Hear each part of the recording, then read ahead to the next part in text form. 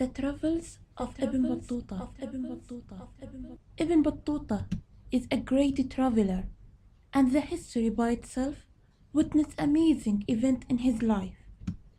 He was born in Tangier, and he learned to be judge from his father and grandfather because they were judges too. His first journey was pilgrimage to the holy city of Mecca. He got on a donkey and goodbyes his family. He went to Algeria and met more pilgrims, traveled to the city of Constantine. Then they left Tunis in a caravan, arrived in Alexandria. He arrived Cairo, and a month after he left home. Next, he journeyed up to River Nile. After that, he traveled on camel through the hot desert. He reached Damascus. Then he traveled to Arabia and visited Medina, then arrived in Mecca. He left Mecca and went to Baghdad. He traveled by sea for the first time. He traveled to Jeddah on the Red Sea coast. Then he sailed down to Yemen. It was dangerous. Therefore, they stopped at the village on the coast. Ibn Battuta and his friend finished their journey to the city of Aden by camel. They got on a new ship and sailed down to the Africa coast. After that, they sailed back to Saudi Arabia some months later. Ibn Battuta and his friend found a guide to take them on foot to Oman. After Oman, he went to the island of Bahrain. After Bahrain, he went back to holy city of Mecca for a year.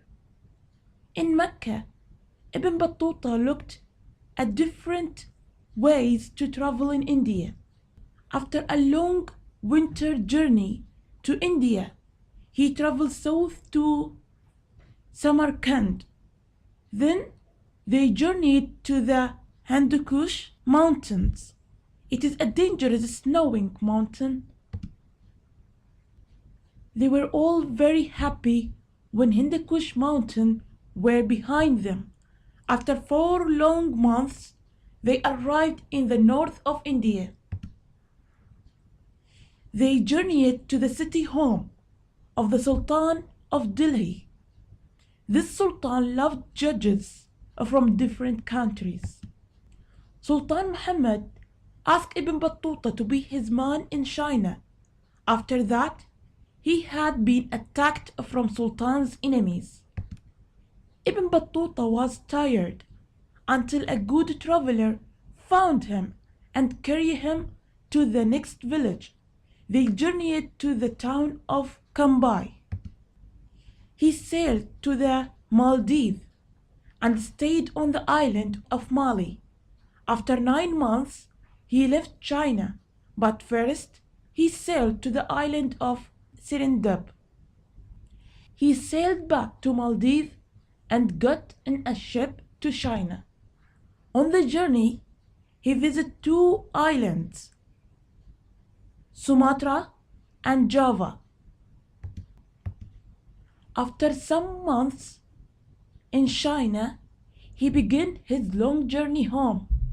He sailed to the coast of Arabia and heard the news about his father's death. He went back to Tangier and visited his mother. Then he went to the kingdom of Granada to fight King Alfonso. But King Alfonso died before they arrived. He left the kingdom of Granada and sailed back to Morocco. After that, Ibn Battuta traveled south to visit Mali. He met the king in Mali, and he arrived to a big river. Then he traveled north to Timbuktu and went back to Morocco. A young writer wrote all Ibn Battuta stories so everybody can learn about them. The end of story.